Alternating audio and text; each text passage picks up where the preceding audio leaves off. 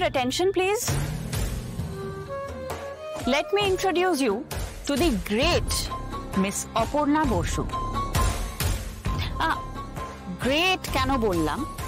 Because অফিসের প্রথম দিন এসে অফিসটাকে পুরো জ্বালিয়ে দিচ্ছিল। Okay okay, it's okay, jokes apart, she is our new joinee Aparna Basu. আচ্ছা Tanmoy, where is Tanmoy? Tanmoy, come here. Yes ma'am.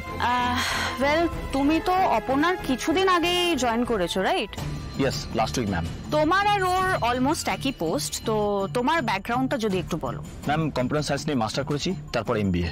Great. So as far as I remember, from Singapore, right? Yes, ma'am. Correct. So Aparna, তুমি যদি তোমার একটু background, qualifications এগুলো নিয়ে যদি একটু বলো সবাইকে। কি নিয়ে পড়াশোনা করেছো? ম্যাম, আমি এখনো পড়ছি, আমার গ্রাজুয়েশন কমপ্লিট হয়নি।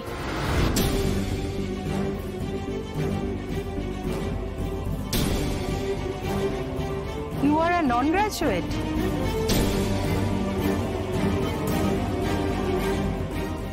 আমি পার্ট 1 এক্সাম দিয়ে ফার্স্ট ক্লাস পেয়েছি। আমি আর 1 বছরের মধ্যে গ্রাজুয়েট হয়ে যাব। How is it possible? একজন নন গ্রাজুয়েট এই কোম্পানিতে কি করে জব পেল? অপর্ণা, উনি মিসেস গুপ্তা, আমাদের কোম্পানির সিনিয়র মোস্ট কলিগ, কমার্শিয়াল ডিপার্টমেন্টের হেড। অনেকদিন ধরে ইউএসএতে কাজ করেছেন। হাই, আমি মিস্টার সরোজ দাস, এমবিএ করে কোম্পানি জয়েন করেছি, অপারেশনসে আছি। হাই, আমি রিয়া, আমি এমটেক করেই অফিসে জয়েন করেছি। সো অপর্ণা, এবার তুমি নিজেকে ইন্ট্রোডিউস করো। মানে আমি যেটুকু বললাম সেটা তো আর তোমার পরিচয় হতে পারে না। তো তুমি যদি একটু বলো তোমার ফ্যামিলি ব্যাকগ্রাউন্ড, তোমার বাড়িতে কে কে থাকে, তোমার বাবা কি করেন, মা কি করেন, তো সবটা নিয়ে একটু যদি সবাইকে বলো। আর আমি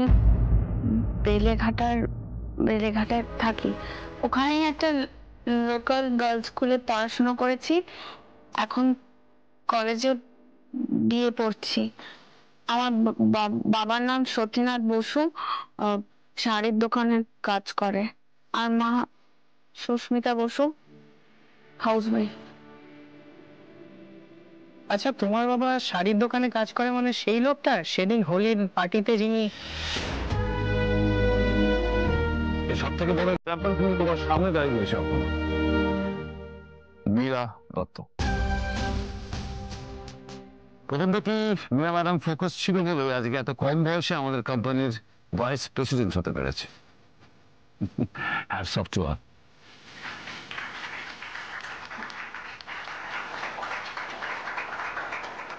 কিঙ্কর, তুমি এই মেয়েটার সাথে আমাকে কম্পেয়ার করছো একজন নিউ জয়েনির সাথে? কেন নয় Meera?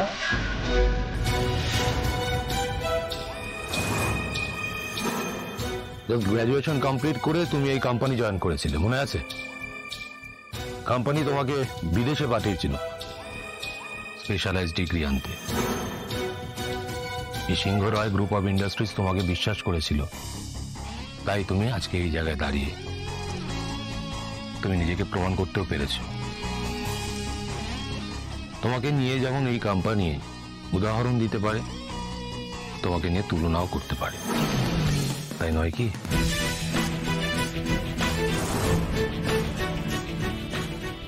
অপর্ণার introduction complete. Everybody go back to your work.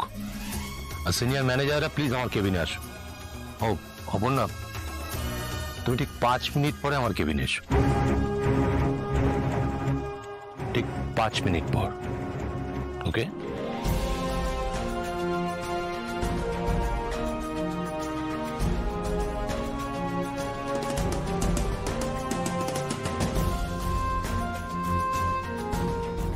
আমাকে আন্তঃসার 5 মিনিট বাদে উনি কেবিনে যেতে বললেন কেন? You are not transparent Aparna. হ্যাঁ, এভাবে রাস্তা জুড়ে ব্লক করে দাঁড়িয়ে থাকলে আমরা যাবো কি করে? প্লিজ, এসআর কিন্তু টাইমের ব্যাপারে খুব পার্টিকুলার।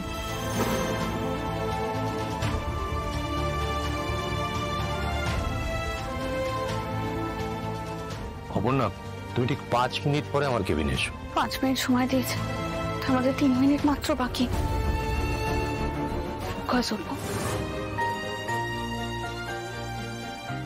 মীরা তোমাকে সবটা বুঝিয়ে দেবে।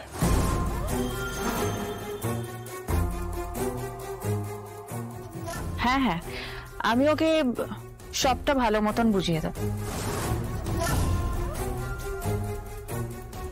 এরকমই একটা সুযোগের জন্য ওয়েট করছিলাম আমি।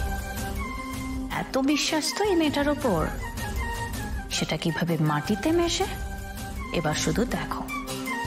Aparna, your bonus in cash.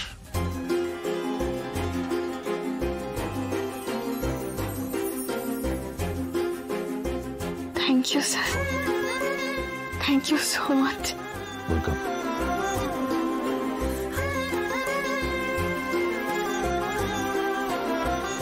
এই মেয়েটাকে এত মাথায় তুলছেন কেন আর্য স্যার?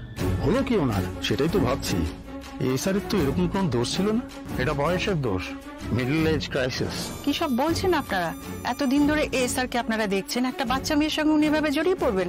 আজ অব্দি ওনার কোনো স্ক্যান্ডাল নেই এরকম। যার জন্য মিস্টার এসআর এতটা ব্যাক করছেন ওই মেয়েটাকে। আস্তে আস্তে মীরা ম্যাডাম আসছে।